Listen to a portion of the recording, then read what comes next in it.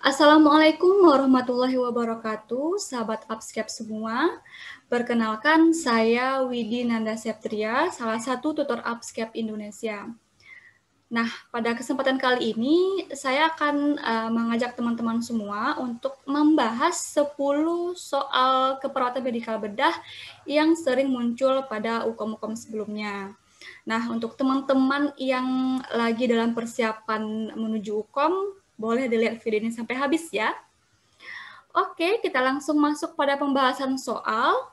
Seorang pasien 25 tahun dengan P2, A0, H2 dirawat hari pertama postseksio cesaria.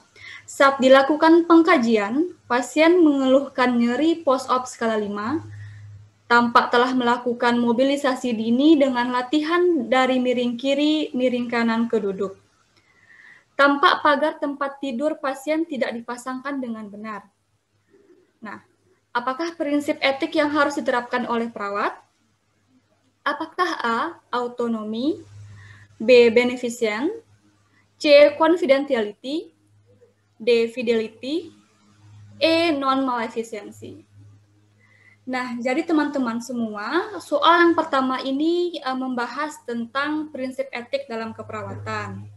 Dalam keperawatan kita mengenal ada 8 prinsip etik yang ada di keperawatan.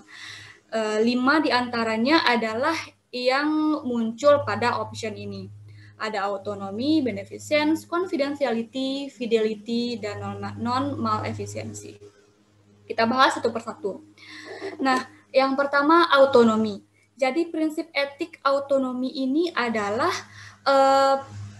prinsip etik yang menggambarkan bahwa pasien itu memiliki hak penuh untuk menentukan pilihan tindakan perawatan yang akan diberikan kepada dirinya.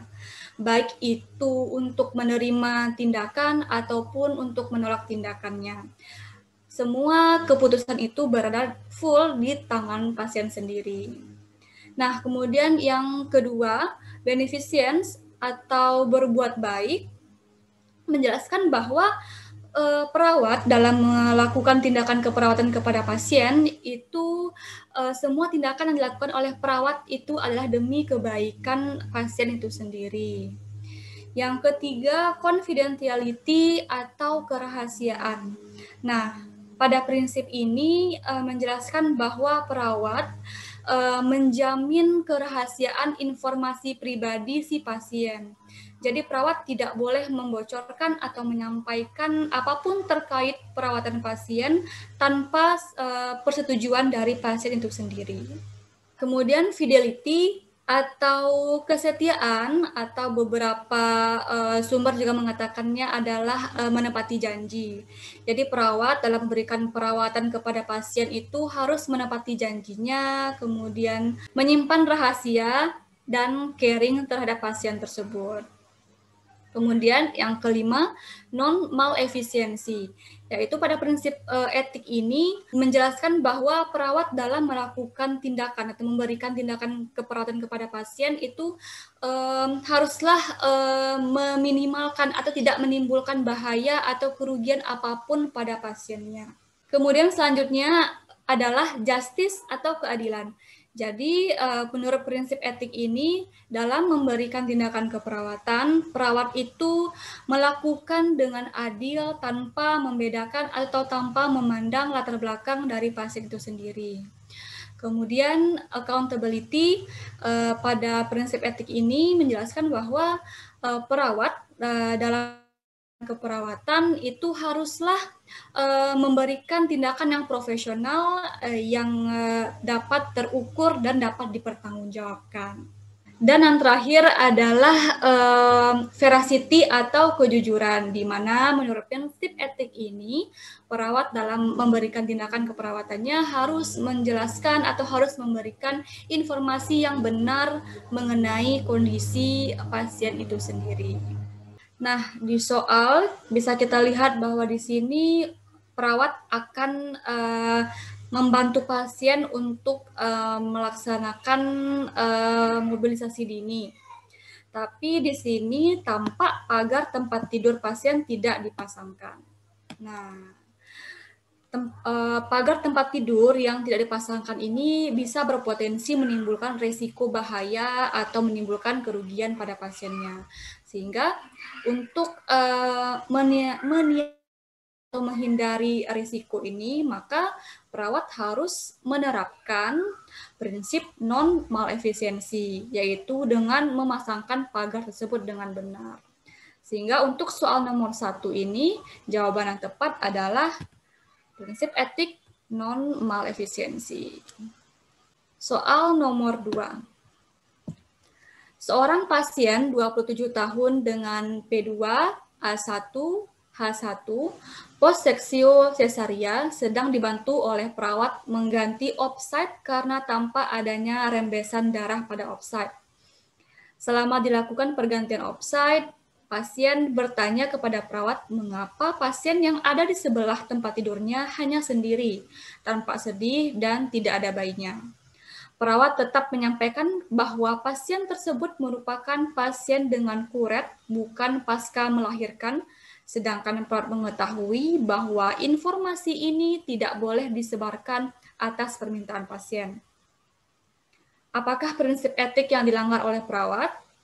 A. Autonomi, B. Beneficent, C. Confidentiality, D. Fidelity, atau E. Non-malefficiency.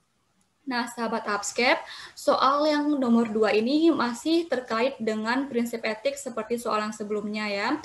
Kita review kembali bahwa di keperawatan kita kenal ada 8 prinsip etik seperti yang sudah kita jelaskan pada soal yang pertama. Nah, untuk soal yang kedua ini langsung kita lihat pada kasus saja. Di sini bahwa bisa kita lihat bahwa perawat menyampaikan informasi pribadi seorang pasien kepada pasien lain. Bahkan perawat tersebut mengetahui bahwa hal itu tidak diinginkan oleh pasien tersebut. Nah, prinsip apakah yang dilanggar oleh perawat? Apakah autonomi? Salah ya, rekan-rekan. Di mana kita tahu, kita sudah bahas tadi bahwa autonomi ini adalah hak atau kebebasan penuh yang dimiliki oleh pasien untuk menentukan atau memilih pilihan perawatan yang akan diberikan kepadanya. Jadi pilihan A langsung kita eliminasi. Untuk B, beneficent, berbuat baik, ini tidak tepat. Malah justru yang dilakukan oleh perawat pada kasus soal nomor 2 ini tidak dapat dikatakan berbuat baik karena bisa merugikan pasien itu sendiri. Confidentiality atau kerahasiaan. Nah, jadi untuk soal nomor 2 ini yang paling tepat adalah option yang C ya rekan-rekan, confidentiality atau kerahasiaan, yaitu prinsip etik yang menjelaskan bahwa perawat dalam memberikan perawatan harus menjaga kerahasiaan informasi pribadi milik pasiennya. Sementara kita lihat pada kasus, perawat menyampaikan informasi pribadi yang tidak diinginkan oleh pasien itu sendiri.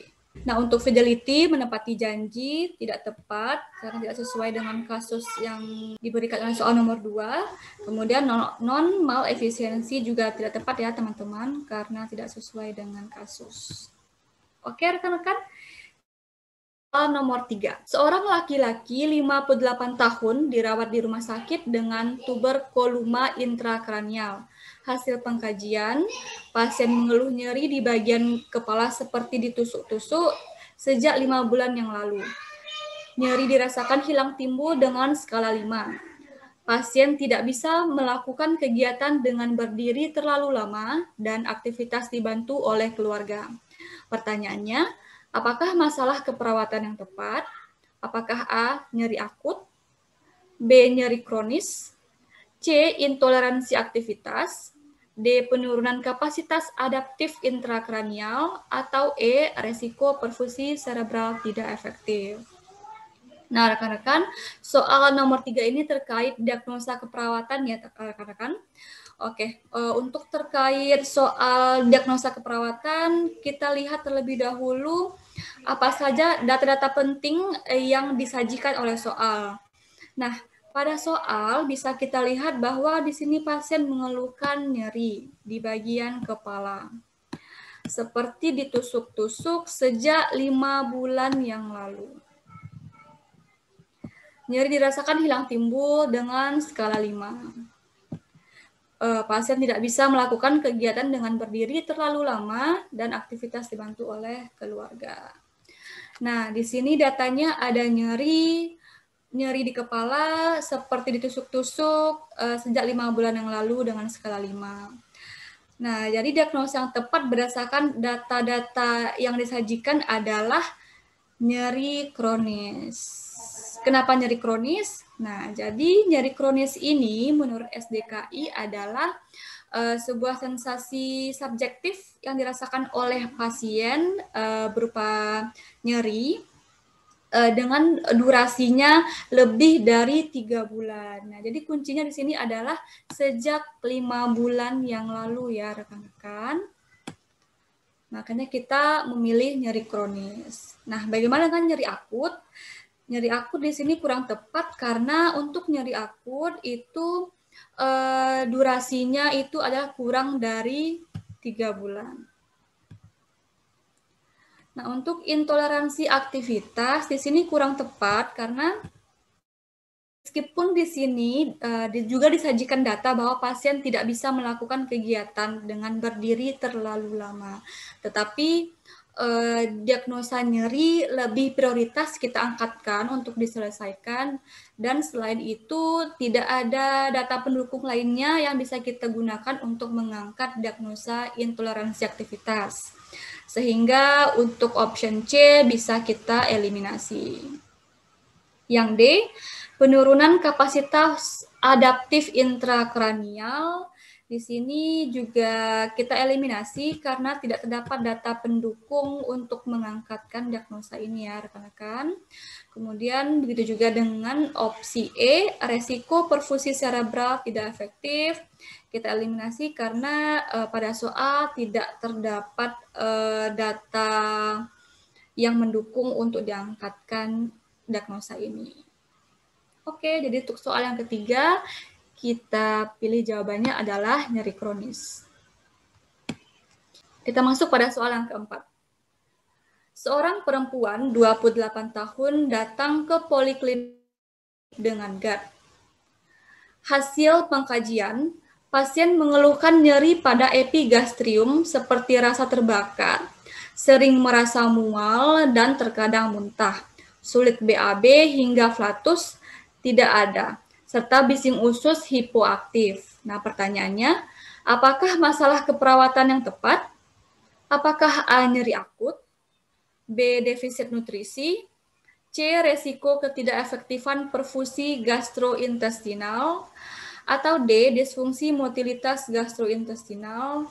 Ataukah yang E, mual?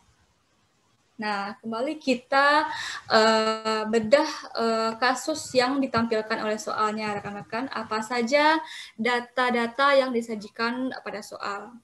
Di sini, seorang perempuan 28 tahun datang ke poliklinik rumah sakit dengan GERD. Hasil pengkajian, pasien mengeluhkan nyeri pada epigastrium, seperti rasa terbakar, kemudian ada mual, muntah, sulit BAB, tidak ada flatus, bising usus hipoaktif. Nah, berdasarkan data-data yang kita kumpulkan pada kasus di soal ini, diagnosa kita angkatkan atau masalah keperawatan yang tepat kita angkatkan adalah disfungsi motilitas gastrointestinal. Nah, jadi berdasarkan data-data yang disajikan oleh kasus di soal nomor 4 ini, diagnosa atau masalah keperawatan yang tepat kita angkatkan adalah disfungsi motilitas gastrointestinal, yaitu di mana suatu kondisi berkurang atau menurunnya aktivitas peristaltik usus yang ditandai diantaranya adalah dengan nyeri epigastrium, kemudian sulit BAB, tidak ada flatus, dan bising usus hipoaktif, seperti yang juga dapat kita lihat pada soal. Kemudian kita lihat pilihan opsi lainnya. Yang A, nyeri akut, ini kurang tepat ya rekan-rekan, meskipun memang terdapat di soal di sini dinyatakan bahwa pasien mengalami nyeri, tetapi tidak diikuti dengan data-data pendukung lainnya, dan selain itu kondisi penurunan dari peristaltik usus pasien lebih prioritas untuk kita selesaikan daripada nyerinya. Kemudian defisit nutrisi juga kita bisa eliminasi karena pada soal tidak kita temukan data-data yang bisa mendukung diangkatkan diagnosa defisit nutrisi. Misalkan berat badan, penurunan berat badan, kemudian porsi makan yang tidak habis, dan lain sebagainya. Kemudian yang C, resiko ketidakefektifan perfusi gastrointestinal juga kita eliminasi karena pada soal tidak kita temukan adanya data yang menunjukkan penurunan atau ketidakefektifan dari perfusi pada sistem gastrointestinal. Yang E juga kurang tepat, meskipun pada soal juga dinyatakan bahwa pasiennya mual dan terkadang muntah, tapi tidak ada data pendukung lain yang bisa digunakan untuk mengangkat diagnosa, dan selain itu diagnosa disfungsi motilitas gastrointestinal lebih prioritas kita selesaikan dibandingkan mual. Karena sensasi mual itu sendiri timbul karena adanya permasalahan disfungsi motilitas gastrointestinal itu sendiri. Oke rekan-rekan, untuk soal nomor 4 kita kunci jawabannya adalah D. Nah, soal nomor 5, seorang laki-laki 30 tahun masuk rumah sakit dengan suspek efusi pleura dextra masif ekausa CHF grade 2. Pada auskultasi dinding dada, apakah hasil spesifik yang sesuai dengan kondisi pasien? Apakah A, pleural friction wrap, atau B, crackles, C, wheezing, D, ronki, atau E, stridor? Nah, rekan-rekan, auskultasi itu merupakan salah satu metode pemeriksaan yang digunakan untuk mendengarkan bunyi yang dihasilkan oleh paru. Nah, bunyi nafas yang biasanya dihasilkan oleh pasien dengan efusi pleura itu adalah pleural friction wrap. Jadi untuk soal nomor 5 ini jawabannya adalah yang A, pleural friction wrap. Kenapa yang A? Jadi pada pasien dengan efusi pleura dihasilkan suara akibat gesekan pleura yang bernada rendah, kisi-kisi atau bunyi berderit yang sering terjadi saat permukaan pleura yang meradang selama respirasi. Kemudian pleural friction wrap ini lebih sering didengar pada inspirasi daripada ekspirasi. Kemudian akan berhenti saat pernafasan berhenti atau ketika pasien menahan nafas sejenak. Coba kita lihat dari tinjauan opsi lainnya. Yang pertama option B, crackles. Option B ini kurang tepat ya rekan-rekan, karena crackles adalah suara nafas tambahan yang bersifat intermittent, non-musikal, sangat singkat dan lebih terasa selama inspirasi. Tidak sesuai dengan data yang diberikan pada soal, yaitu yang dialami oleh pasien suspek efusi pleura. Kemudian pada opsi C, wheezing, ini juga kurang tepat ya teman-teman, karena suara wheezing ini adalah bunyi yang terus-menerus, bernada tinggi, musikal, biasanya terjadi saat ekspirasi yang dihasilkan oleh udara yang mengalir melalui bronki yang menyempit. Jadi seperti bunyi menciut ketika udara melewati rongga yang sempit. Seperti itu kira-kira bunyi wheezing. Kalau ronki juga bisa kita eliminasi karena ronki ini sendiri adalah suara seperti mendengkur bernada rendah yang mungkin terjadi sepanjang siklus pernafasan. Sering ditandai dengan sekresi di dalam saluran pernafasan. Jadi kalau pada ronki ini biasanya muncul pada pasien yang mengalami ketidakefektifan bersihan jalan nafas. Kemudian stridor juga tidak tepat, karena stridor ini adalah suara keras kasar terus-menerus bernada tinggi selama inspirasi. Ini mengindikasikan obstruksi jalan napas yang proksimal.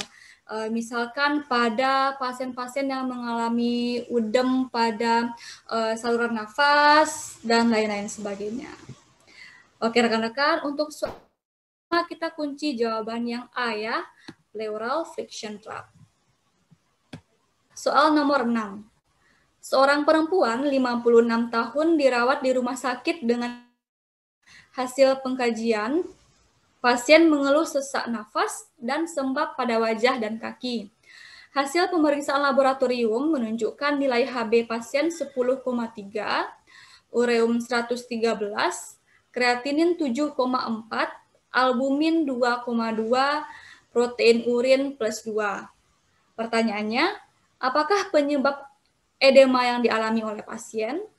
Apakah A. peningkatan ureum, B. peningkatan kreatinin, C. protein urea, D. penurunan Hb, atau E. nilai albumin menurun? Oke, kita lihat data yang ditampilkan pada soal.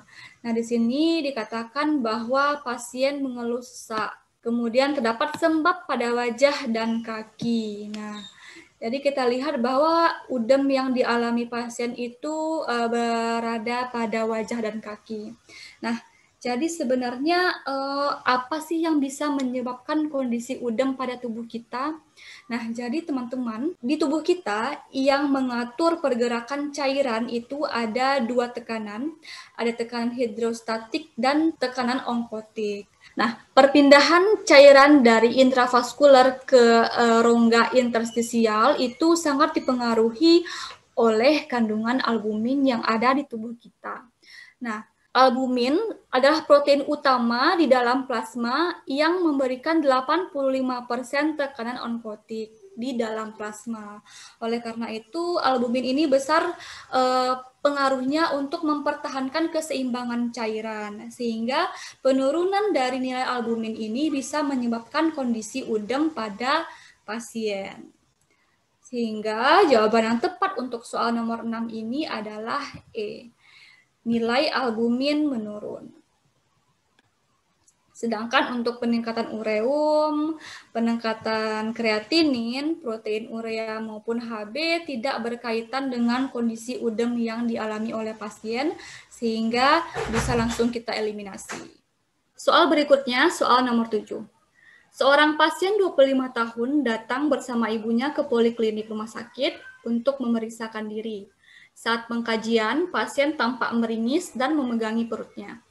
Ibu pasien mengatakan pasien mengalami nyeri perut tidak tertahankan. Perawat menanyakan bagaimana nyeri pasien mereda. Ibu menyatakan bahwa nyeri reda jika pasien meminum paracetamol dan mengompres hangat. Pertanyaannya, apakah komponen pengkajian nyeri yang sedang dikaji oleh perawat? Apakah A. provocation, B. quality, C. radiation, D. severity, atau E. time? Nah, teman-teman absep sekalian, pada soal nomor 7 ini dibahas adalah komponen pengkajian nyeri. Dimana kita ketahui bahwa dalam pengkajian nyeri itu ada kita kenal dengan PQRST seperti yang ditampilkan pada option di soal nomor 7 ini. Ada P yang berupa provocation, Q quality, R radiation, S severity, dan T time. Nah, provocation di sini adalah apakah yang menimbulkan atau yang meredakan nyeri. Kemudian quality dinyatakan sebagai bagaimana nyeri tersebut digambarkan atau gambaran nyerinya seperti apa. Apakah nyerinya tumpul, apakah nyerinya seperti terbakar, atau tertusuk-tusuk, dan lain sebagainya. Kemudian radiation, yaitu apakah nyerinya menyebar atau hanya secara lokal, seperti itu. Kemudian yang komponen S, severity, merupakan tingkat keparahan nyerinya atau biasa kita ukur dengan skala nyeri. Untuk T atau time itu adalah kapan nyeri dirasakan, kemudian seorang pasien 30 tahun mengalami hemiparese dekstra akibat stroke iskemik. Perawat melakukan rom pasif terhadap pasien. Pada alat gerak, perawat menopang bagian atas dan bawah sendi-sendi dengan tangannya. Pertanyaannya, apakah tujuan dari tindakan perawat tersebut? Apakah A, meningkatkan fleksibilitas sendi saat digerakkan, B, memperluas ruang gerak perawat ketika melatih rotasi, C, mencegah ketegangan otot atau cedera otot, D, meregangkan otot-otot di sekitar sendi yang dilatih, atau E, mencegah jatuh saat pasien yang sedang dilatih. Nah, pada soal nomor 8, kasusnya adalah seorang perawat sedang membantu pasien melakukan rom pasif. Artinya tindakan rom yang dibantu. Perawat yang membantu menggerakkan anggota gerak pasien secara pasif. Nah, gerakan jadi rekan-rekan, gerakan menopang bagian atas dan bawah sendi-sendi dengan tangan penolong atau tangan perawat itu merupakan bagian dari prosedur ROM yang ditujukan untuk mencegah ketegangan otot atau cedera otot. Sehingga jawaban yang tepat adalah C, mencegah ketegangan otot atau cedera otot. Nah, rekan-rekan, jadi tindakan menopang bagian atas dan bawah sendi dengan tangannya untuk mencegah ketegangan atau cedera otot ini bisa dilakukan oleh perawat atau penolong dengan 3 cara. Bisa dengan menyangga, seperti memegang dengan kedua tangan pada sisi bawah area yang dekat dengan sendi. Kemudian yang kedua bisa dengan cara memeluk atau meletakkan anggota gerak di sepanjang tangan perawat, lalu tangan yang satu lagi menggerakkan. Dan yang ketiga bisa dengan cara menampung dengan satu tangan, seperti menampung air pada area dekat sendi kecil seperti tumit ketika akan melakukan rom pasif pada pergelangan kaki. Oke, jadi jawaban yang tepat untuk soal nomor 8 adalah C, mencegah ketegangan otot atau cedera otot. Nah, kita masuk pada soal berikutnya. Seorang perempuan 34 tahun sering batuk dengan sputum kehijauan dan kesulitan bicara. Setiap batuk, pasien mengeluh nyeri tajam seperti ditusuk-tusuk di dada kirinya. Auskultasi dada terdengar rongki, napas sesak, dan tampak bahu kiri naik turun. Kedua kaki tampak bengkak dan JVP lebih dari 5 mm H2O. Apakah diagnosis keperawatan utama pada pasien? Apakah A, hipervolemia, B, pola nafas tidak efektif, C, penurunan curah jantung, D, nyeri akut, atau E, bersihan jalan nafas tidak efektif? Baik rekan-rekan, kita lihat data yang ditampilkan oleh soal satu persatu. Nah, di sini dijelaskan bahwa pasiennya mengalami batuk, kemudian disertai dengan sputum kehijauan, kesulitan bicara, kemudian nyeri tajam di dada kiri. Hasil auskultasi terdengar rongki, ada nafas sesak, tampak bahu naik turun, kemudian kedua kaki tampak bengkak dengan JVP lebih dari milimeter H2O. Nah, dari data-data yang ditampilkan pada kasus di soal nomor 8 ini, diagnosis atau masalah keperawatan yang lebih prioritas kita tegakkan adalah bersihan jalan nafas tidak efektif, yaitu option nomor E. Nah, kenapa? Karena bersihan jalan nafas tidak efektif ini didukung dengan data-data diantaranya seperti adanya batuk seperti yang dialami oleh pasien disertai dengan sputum, kemudian didukung lagi dengan adanya bunyi nafas rongki dan adanya sesak yang didukung dengan hasil observasi bahu yang naik turun. Kemudian kita lihat tinjauan opsi lainnya. Kenapa bukan hipervolemia? Nah, jadi opsi hipervolemia ini kurang tepat karena meskipun pada kasus memang kedua kaki, dan JVP-nya lebih dari 5 mm H2O, tetapi tidak ada data-data lainnya yang mendukung untuk ditegakkannya diagnosa hipervolemia. Selain itu, kondisi bersihan jalan nafas yang terganggu akibat adanya sputum lebih utama atau lebih prioritas untuk diselesaikan daripada kondisi hipervolemia. Kemudian yang B, pola nafas tidak efektif, kurang tepat karena memang pada soal juga terdapat data bahwa pasiennya sesak yang didukung dengan data observasi bahu yang naik turun. Tetapi kita lihat kembali bahwa sesak yang dialami oleh pasien itu diakibatkan karena adanya ketidakefektifan pada jalan nafasnya yang diakibatkan oleh sputum. Kemudian penurunan curah jantung juga kurang tepat. Memang pada kasus terdapat data seperti adanya udem, yang ditandai dengan kedua kaki tampak bengkak dan JVP lebih dari 5 mm H2O, tetapi tidak ada data-data lain yang bisa mendukung untuk mengangkatkan diagnosa penurunan curah jantung ini, seperti penurunan seperti perubahan pada tanda-tanda vital. Kemudian nyeri akut juga bisa kita eliminasi karena tidak cukup data yang disediakan pada kasus untuk mengangkatkan nyeri akut. Yang ada di sini hanya pasien mengalami nyeri tajam seperti ditusuk-tusuk. Tidak cukup kita gunakan untuk mengangkat diagnosa nyeri akut. Sehingga untuk soal nomor 9, kita kunci jawaban yang E, bersihan jalan nafas tidak efektif. Nah, demikian rekan-rekan pembahasan untuk soal nomor 9. Kita masuk pada pembahasan soal berikutnya, soal nomor 10. Seorang perempuan 52 tahun datang ke poliklinik untuk pemeriksaan rutin. Pasien memiliki riwayat nyeri angina berulang sejak 1 tahun yang lalu. Saat pemeriksaan tekanan darah, pasien merasakan dadanya seperti tertekan dan menjalar ke rahang dan lengan kirinya. Pasien kemudian mendapatkan terapi nitrat gliseril sublingual 300. Pertanyaannya, apakah hasil yang diharapkan dari pemberian terapi tersebut? Apakah A, mengurangi beban ventrikel kiri? B, mencegah hipotensi postural? C, mengurangi rasa tertekan pada dada dan jalarannya?